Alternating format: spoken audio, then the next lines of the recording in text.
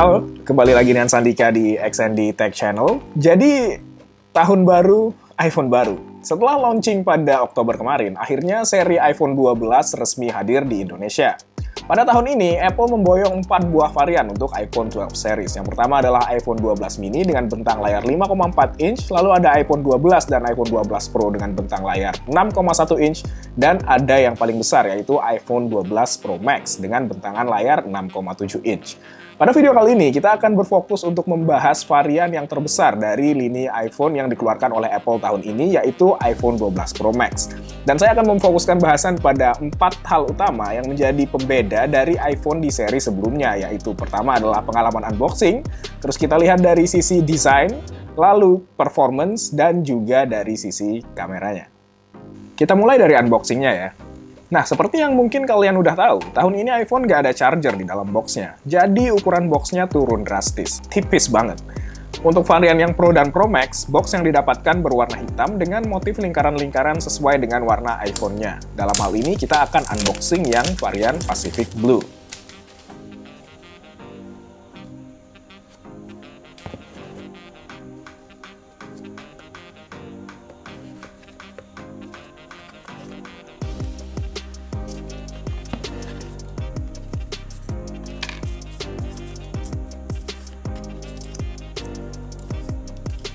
Jadi isi boxnya ini aja, kabel, dokumen-dokumen, stiker, dan HP-nya. Nggak ada batok charger, nggak ada headset.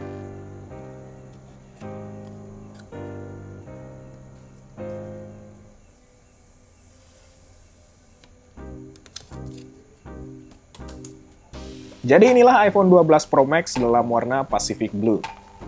Oh, cakep pol ini mah. Oke, lalu desainnya. Seperti biasa, di seri Pro, bentuk HP-nya ini sandwich kaca depan belakang dengan frame samping stainless steel. Tahun ini stainless steel-nya buset, mengkilap banget.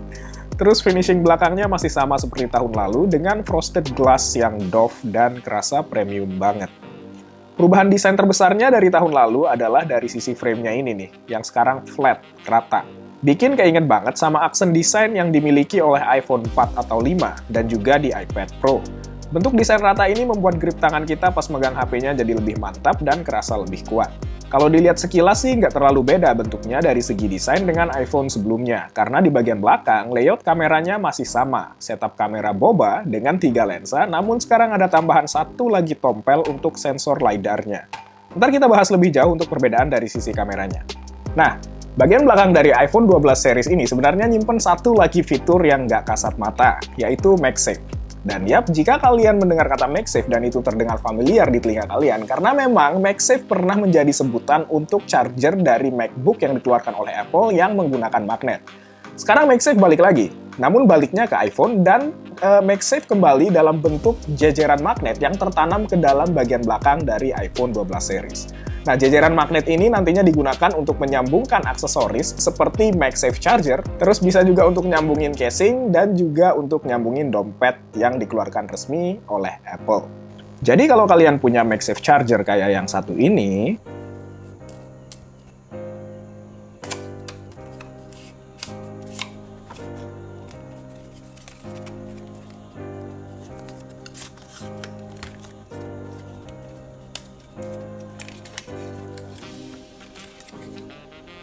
kalian tinggal deketin chargernya ke bagian belakang iPhone kalian.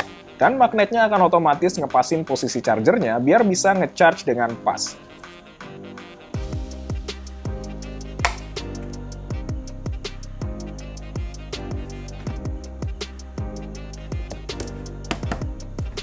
Oh iya, MagSafe ini juga masih berbasis Qi Charging. Jadi bisa untuk ngecas HP lain atau aksesoris lain yang basisnya Qi Charging juga. Pindah ke bagian depan, terdapat sebuah layar OLED yang disebut Apple sebagai Super Retina XDR yang berukuran 6,7 inci, yang menjadikan iPhone 12 Pro Max sebagai iPhone dengan layar terbesar yang pernah diluncurkan oleh Apple. Sayangnya, meskipun kompetitor di ranah Android sudah sebagian besar menggunakan high refresh rate di flagship mereka, iPhone 12 Pro Max masih menggunakan refresh rate standar yaitu 60 Hz. Ini sayang banget sih, karena mengingat betapa smooth-nya iOS saat dioperasikan, pasti jika dipadukan dengan layar 120 Hz jadi mantep banget deh. Oh iya, dan poninya, ya. Poninya masih ada dan nggak berubah sama sekali. Tahun ini Apple juga ngenalin lapisan pada kaca iPhone 12 series yang mereka sebut dengan Ceramic Shield. Dan mereka mengklaim bahwa lapisan ini akan membuat layar dari HP ini 4 kali lebih kuat dari benturan. Tapi saran saya sih jika kalian menggunakan HP ini, tetaplah gunakan tempered glass atau screen protector tambahan supaya aman. Selanjutnya dari sisi performa. Seperti yang sudah diantisipasi, pada tahun ini iPhone 12 series ditenagai oleh chipset terbaru dari Apple, yaitu Apple A14 Bionic atau Apple A14 Bionic. A14 Bionic ini menggunakan fabrikasi 5 nanometer, sehingga harusnya jadi lebih efisien. Bahkan efisiensi A14 Bionic disebut dapat nutupin penurunan kapasitas baterai iPhone 12 Pro Max yang turun sekitar 7%, jadi 3678 mAh dibandingkan pendahulunya, supaya baterai life-nya tetap mirip sama iPhone 11 Pro Max. Soal kecepatan, nggak usah dipertanyakan lagi lah ya. Chipsetnya Apple sudah menjadi langganan sebagai chipset terkencang untuk setiap tahunnya. A14 Bionic juga pasti lebih kencang daripada A13 Bionic, yang sendirinya udah merupakan chipset yang lumayan kencang. Apalagi sekarang untuk varian yang Pro, RAM-nya udah dinaikin jadi 6GB sehingga multitasking pasti jauh lebih lega. Nah, kekencangan A14 Bionic ini ditunjukkan oleh Apple dalam beberapa fitur seperti yang terdapat pada kameranya. Nah, bahas soal kamera, seperti yang saya bilang sebelumnya, iPhone 12 Pro Max masih menggunakan setup kamera boba dengan 3 lensa di bagian belakangnya, yaitu lensa wide, ultra wide, dan telephoto. Namun dengan berbagai penyempurnaan. Pertama, sensor utamanya kini 47% lebih besar daripada seri iPhone 12 yang lain, dan dipadukan dengan lensa yang bukaannya lebih lebar lagi. Artinya, sensor ini bisa nangkep cahaya lebih banyak, yang harusnya ningkatin kualitas fotonya, khususnya pada kondisi minim cahaya. Kedua, di sensor yang sama, yaitu sensor utama, sekarang iPhone 12 Pro Max pakai yang namanya sensor shift stabilization. Jadi yang gerak untuk ngestabilin kameranya itu langsung sensornya, bukan lensanya. Ini bikin stabilisasi bisa dilakukan lebih cepat, sampai 5000 kali per detik, dan ngebantu untuk hasilin gambar yang lebih tajam, serta video yang lebih stabil. Ketiga, sekarang terdapat satu lagi tombol di setup kameranya, yaitu untuk sensor LiDAR.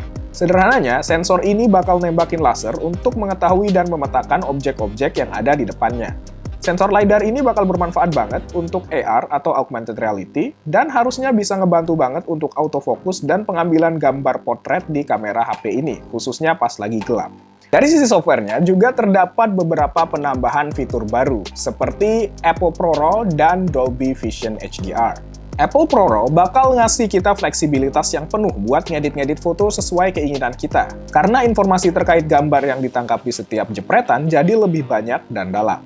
Lalu ada juga Dolby Vision HDR dalam perekaman video. Singkatnya gini, jika sebuah video direkam dalam format Dolby Vision HDR, maka informasi seperti warna yang tertangkap akan jauh lebih banyak dan dalam, serta elemen-elemen pada bagian terang dan gelap suatu scene dapat tertangkap secara lebih detail. Nah, perekaman dengan Dolby Vision HDR ini tuh perlu kekuatan komputasi yang kenceng banget. Disinilah Apple bener-bener mamerin betapa kenceng chipset A14 Bionic mereka. Pengetesan kameranya secara lebih lanjut nanti kita lakukan di video reviewnya ya. Tapi sebagai pembuka, ini beberapa sampel jepretan dan juga hasil video dari kamera HP ini.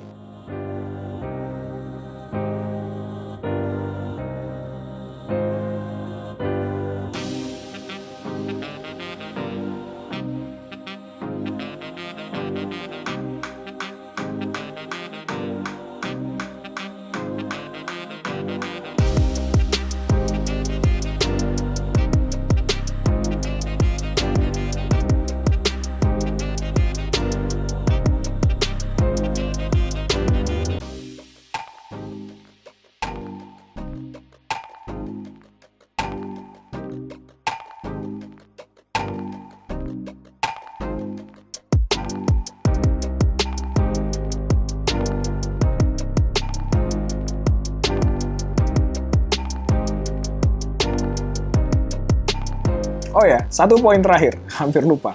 Mungkin dari kalian ada yang tanya, Bang, jadi 5G-nya gimana? Saya sengaja nggak bahas 5G di video ini, meskipun 5G merupakan salah satu nilai jual utama dari seri iPhone 12. Karena di Indonesia jaringannya belum ada. Jadi terlepas iPhone 12 series bisa connect ke 5G atau enggak, ya nggak ada gunanya. Karena jaringannya sendiri yang mau dikonekin itu belum ada. Sekian video unboxing dan impresi untuk iPhone 12 Pro Max. Jadi menurut kalian gimana? Worth it nggak iPhone ini untuk dijadiin upgrade tahun ini? Komentar di bawah ya. Dan jika kalian pengen tahu sesuatu untuk dibahas di video reviewnya, pastikan juga kalian komentar di bawah. Dah, oke deh itu aja untuk videonya. Kita jumpa lagi di video berikutnya.